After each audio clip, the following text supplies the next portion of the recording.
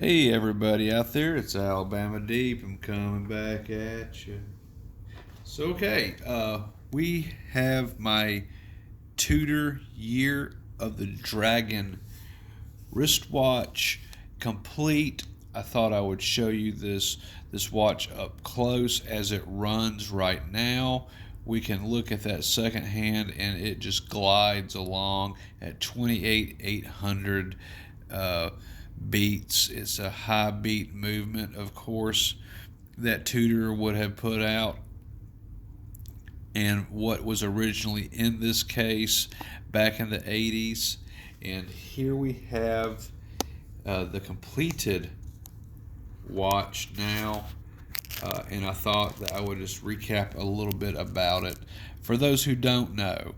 This case, stainless steel, when I received it off of eBay and purchased it off of eBay, it was just a stainless steel case with a gold crown on it. At least with the gold crown being on there, I knew that it was going to be a two-tone gold and stainless steel watch. So I went online. I found the bezel in gold for this watch, ordered it, and when it arrived, I put a crystal in it and put the bezel on it, and then started looking for a dial. Now, I'm going to tell you, looking for a dial for this 34 millimeter, it was a little tricky to do. I saw a couple dials out there. I thought they were really overpriced. I personally wasn't going to pay that much for a Tudor dial for 34 millimeter. It simply was not worth it. So I waited. I waited months and months and months and months and months. And then one day on eBay, I'm looking at Tudor dials, and I saw this. It's a Tudor Geneve Monarch dial for Year of the Dragon, made for the year 2000. So I was like, wow, that's a pretty unique dial, and it's gold color. So I decided to go ahead and get this dial and use it instead of a Tudor Oyster Prince dial or Tudor Prince Date dial. It just fascinated me with this particular dial within itself. And I think we can zoom in to take a little bit of a closer look. There you go. Everyone can take a look at that. Look at the dial on this. I'll go ahead and I'll see if I can't. There we go. We can do this a little bit. Everyone can see the dial. It's very pretty. It's very unique to this watch. And to me, it just felt right. I had to go with it. So that's exactly what I did. I ordered this dial and paid for it on eBay, and it came to my door within a matter of weeks. After that, we have to start looking into the movement of this particular watch. Now, I was looking up similar Tudors, and from what I saw online, a 2736 or 2824 is what was originally in this Tudor watch. ETA movement, of course, because Tudor used ETA movement up until 2015, if I'm not mistaken. Correct me if I'm wrong in comments below. So I decided to go ahead and go along with a 2824 that I found online as well and ordered it. I would have loved to have had the actual Tudor movement itself. However, I could not find one in good enough shape or in my area of finances.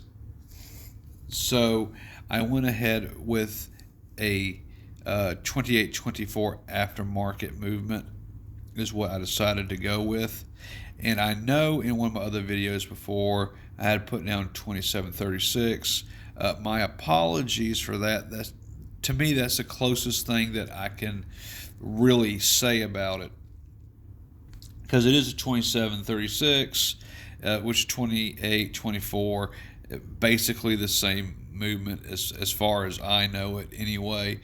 And it's still a toss-up whether it took a legitimate 28.24 or 27.36.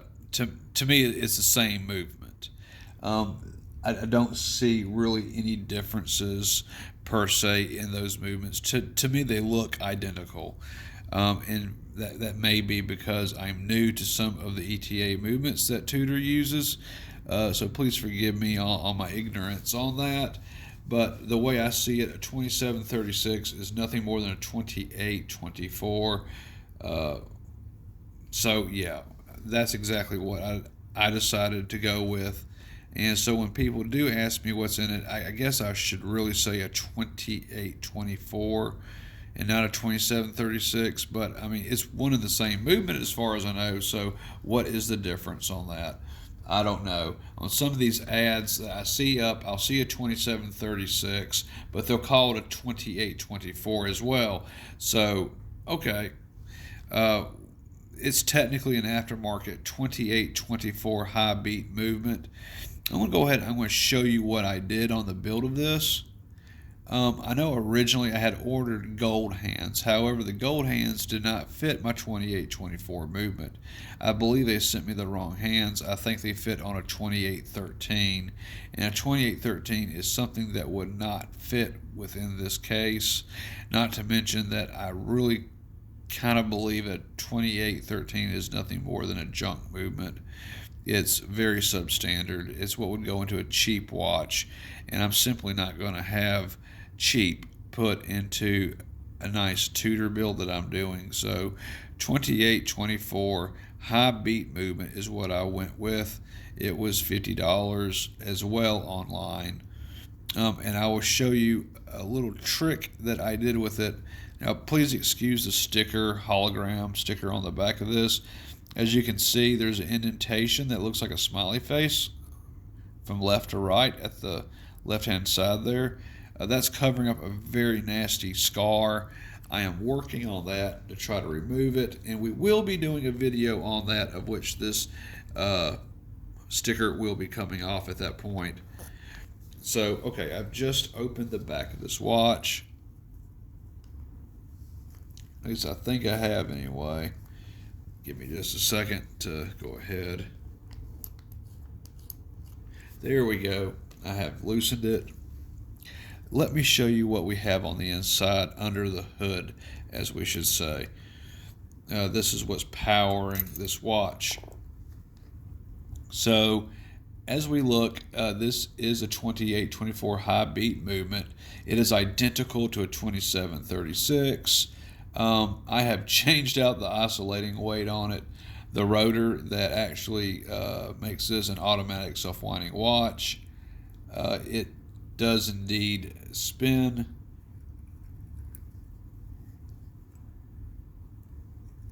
As it were. There we go. We see it spinning as we go down, giving a little bit of a shake. We can look at the movement. Let's look at the wheels on it. The wheels are very well refined. It's not cheaply produced movement in the least. So I do find this movement very acceptable, and let me show you exactly why. I'm going to go ahead and zoom out just a little bit. Let's let you take a full view of this movement. Let me move the weight down to where it will be in the other picture, and I will show you what's up. So, okay, if you will, you can study this. I would like you to study this very carefully. I'm going to move that rotor right there in the same position as it's going to be on the picture that I'm about to show you. All right, so if you will study this movement as it beats and ticks and goes, study it very carefully. All right, you see the wheel on the left side, and I'll go ahead and I'll point to it with my screwdriver. You can notice this wheel here. Notice the balance wheel. Notice the reversing wheel over here on this side. And look at the balance itself. See how that balance is? Okay, if you study those aspects of that, and also notice the screw that's holding the oscillating weight down, And then notice the bearings as well. It has 1, 2, 3, 4, 5 bearings, if you notice that. And it looks like a brass or copper ring as well. Study that very carefully for 5 seconds. So I'm going to count down 5, 4, 3, 2, 1. Okay. And as you keep staring at that movement, I'm going to go ahead and remove my phone from its little tripod makeshift jar that it's on. I'm going to go ahead and once again, I'm going to show this to you. Notice the wheel on the left, notice the reversing wheel on the right, and notice the balance itself. Okay. Notice the balance jewel. Notice the oscillating weight. Now compared to what we have here on the screen.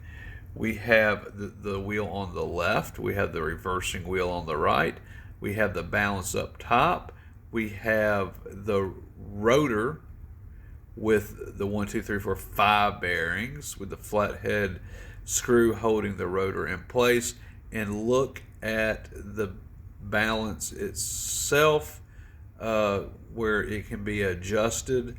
It is identical to the movement that I have now.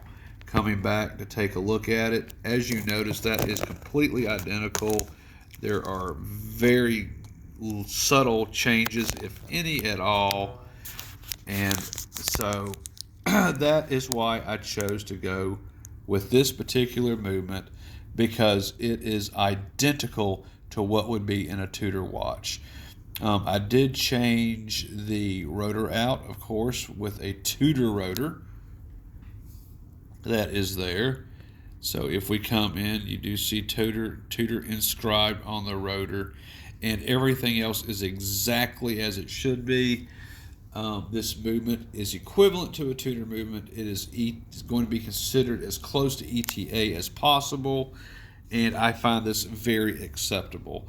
I have also serviced this movement myself, and it is only minus 3 seconds a day, which to me is just pure awesome.